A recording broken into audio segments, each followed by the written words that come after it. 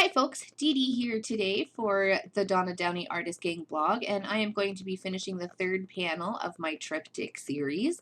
I am starting with a board. It's already done, sanded and primed. You can check out the first video of this series if you'd like to figure out how I did that, or if you need a refresher on some information. I am starting with Donna's stamp set co-branded with Unity Stamp Company, and I'm doing what's called second generation stamping.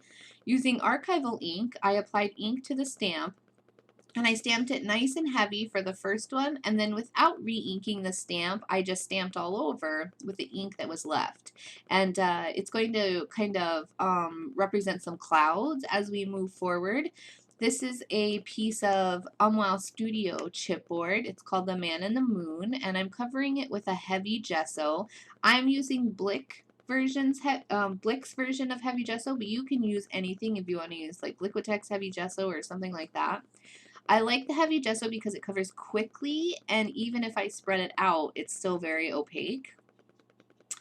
You can see here now that I've put the moon on the panel that it's going to sort of be like a sky sort of series to finish off my triptych. I'm using some golden gel medium to adhere my moon to the board, and that's because I want to glaze it, and so I want to make sure that that moon is really going to stay where I put it, and some other glues may not work as well. I did just use the end of a paintbrush to kind of clean up some of the gel medium that had seeped out underneath.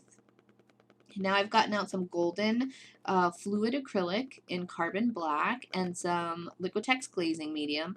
I have Liquitex, but of course you can use golden or other companies if you have them. And I'm slathering my board up. I don't wait very long between glazing, and I think I've probably explained that already on the Artist Gang blog, but I live in Las Vegas. It's very dry here, especially in the dead of summer. So if I leave the glazing medium on for even just a couple seconds, then it already starts to dry. I kind of have to work relatively quickly. So you can see I've got out some baby wipes and I'm just wiping back the glazing medium, and I may add a little bit more and take a little more off and just kind of play with it or do the song and dance. And I compared it to the other pieces from the triptych to see exactly how grungy it was, because I want them to be a cohesive piece. So I was able to kind of evaluate whether I needed to do it again or not. And instead of completely slathering the entire piece, I can also get out a one of the dirty wipes that already has paint on it, like that right there, and kind of apply it. I'm also trying hard not to go too much left to right or up and down or even too much in circles, but kind of just be a little bit random. I kind of want the grunginess to be all over with no specific pattern. I did have a little bit of glaze left over, so I'm just going to take a couple seconds here and cover the edges of my panels. It really helps create a nice finished look. I could also have done them in white or paid better attention while I was working on the series and just continued the pattern over the edges, but this will work just fine. Alright, now that that's done and all three panels have their sides with at least one layer, I'm going to go back in and kind of play with the pieces again and compare them and add more glaze if I need to, or pull some up.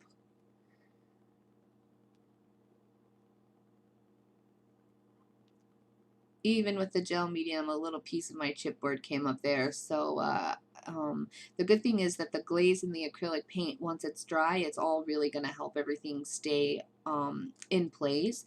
But until then, I kind of have to keep putting it back where I want it.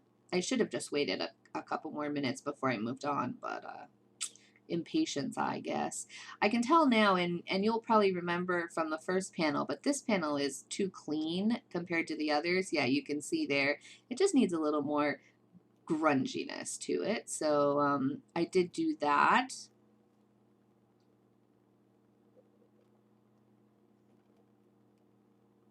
I'm getting back out some gesso here, and I do like the darkness that's around the moon, but I feel like the moon itself was kind of lost a little bit in darkness there. So I'm using some gesso to lighten it back up. I'm not covering it completely. I don't want it to be sort of like this stark moon on my panel, but I just want it to be a little more obvious that it's there. And then since I already had the gesso out, I decided to get some star confetti and add 3 perfect little stars in the sky. Just like the moon, I'll use some golden heavy gel to adhere those down. It's really great. It's acrylic based, so it's going to adhere to the acrylic paint that's already on my board, but it will also soak into the chipboard, the layers of the chipboard, and everything's going to have a really nice adhesion. There's good contact there, a permanent contact. And I'm not going to glaze around the stars like I did the moon because they're not quite as important, but I did want to make sure they were white. I didn't have anything else craft colored going on in my triptych, so I just gave them a quick little douse of gesso. And I did see if the stars would look good by the tree as well, but I decided against that. Oh, sorry, that's my dog.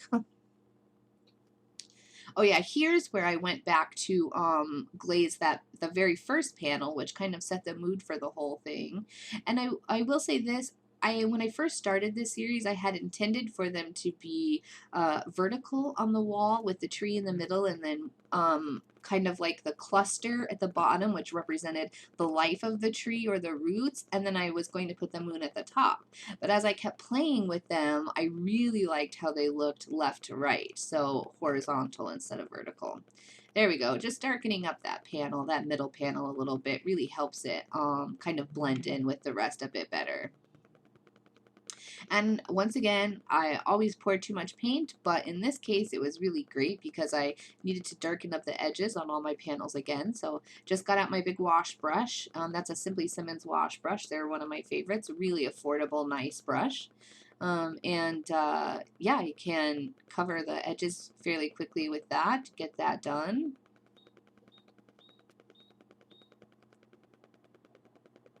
And with just a little bit that was left, and remember this is about a third carbon black fluid acrylic and 2/3 glazing medium, I'm going to add just a little bit of water in there. And now this is a script brush. It's very long and skinny by Simply Simmons, and I'm just going to splatter just a little bit, add a little bit of darkness, a little bit more grunginess, kind of vintage feel.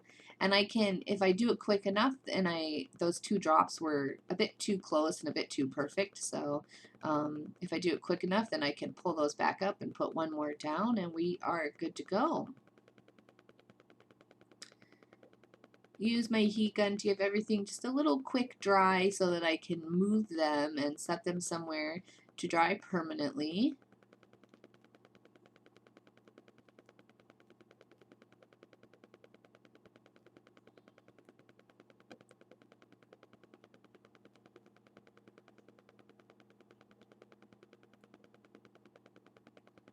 And then there we have it.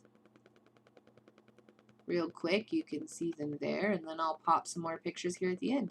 Thanks so much for joining me. Let me know what you think of the series. Be sure to go to the blog for products. You can subscribe to Donna's Artist Gang YouTube channel, and then find me on YouTube also, DeeDee Catron, and subscribe to my channel where I post other videos. Alright? Thanks so much again for joining. I will see you soon.